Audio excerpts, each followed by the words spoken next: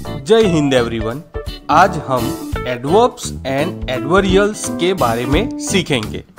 आइए सबसे पहले जानते हैं व्हाट इज एडवर्ब। एडवर्ब, जिसे हिंदी में क्रिया विशेषण कहते हैं, वह शब्द है जो नाउन और प्रोनाउन को छोड़कर अन्य शब्दों की विशेषता बतलाता है, या फिर हम कह सकते हैं an adverb qualifies a verb, an adjective और अनदर एडवर्ब। चलो उनको वाक्य में प्रयोग करके देखें ताकि अच्छी तरह से समझ में आए। फर्स्ट सेंटेंस है टीना डांसेस ग्रेसफुली।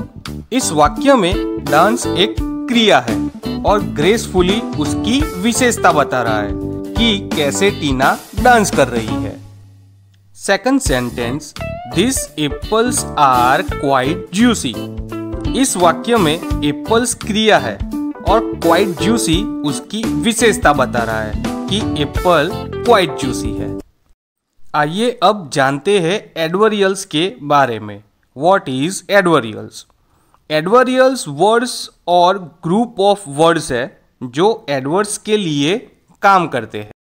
आइए वाक्य में इनको प्रयोग करके देखें ताकि अच्छी तरह से समझ में आए। First sentence the boy fought heroically. इस वाक्य में हीरोइकली एडवर्ब है जो एडवर्बियल्स की कैटेगरी को बिलोंग करता है। सेकंड सेंटेंस है the boy fought in a heroic manner. इस वाक्य में एडवर्ब को रिप्लेस किया गया है फ्रेज में in a heroic manner because it has the role of an adverb, या फिर हम कह सकते हैं एडवर्बियल वर्ड, फ्रेज और क्लोज को रिफर करता है that functions like an adverb. आइए अब कुछ सेवरल टाइप्स के एडवर्ब्स को समझते हैं। फर्स्ट है एडवर्ब्स ऑफ टाइम, कालवाचक क्रिया विशेषण। It shows the time of an action. उसके कुछ एग्जाम्पल्स है टुडे, लास्ट ईयर, नाउ, सून, अगो, लेट, लास्ट मंथ एक्सेट्रा। वाक्य में इसे पहचानने के लिए क्रिया के साथ कब लगाकर सवाल करें और जो जवाब आता है वह एडवर्ब्स ऑफ टाइम होता है। एक एग्जांपल मैं आपको दे रहा हूं, सी रिच्ड होम लेट। अगर आप इस वाक्य में वो घर पे देरी से आई, अगर इस वाक्य को कब सवाल लगाकर पूछोगे तो जवाब होगा लेट, मतलब कि लेट एडवर्ब्स ऑफ टाइम कहा जाएगा। नाउ एडवर्ब्स ऑफ फ्रीक्वेंसी यानी आवृत्तिवाचक क्रिया विशेषण। ये क्रिया बार बार यानी कितनी बार हुई ये दर्शाता है।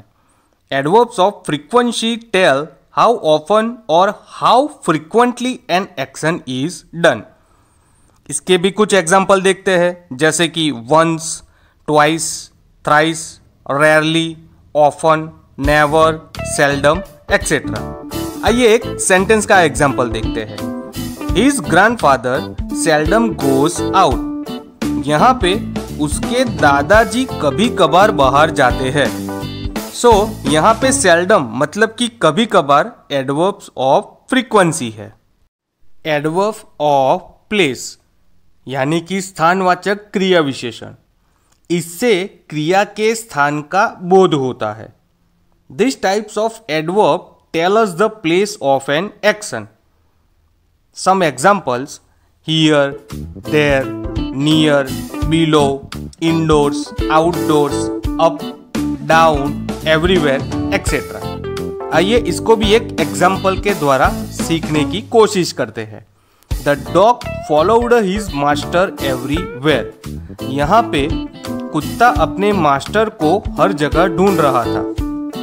सो यहाँ पे एवरीवेयर मतलब कि हर जगह एडवर्ब ऑफ प्लेस कहा जाए।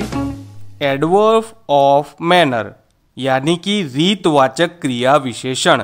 यह क्रिया का ढंग बतलाता है कि क्रिया कैसे किस प्रकार संपन्न हुई।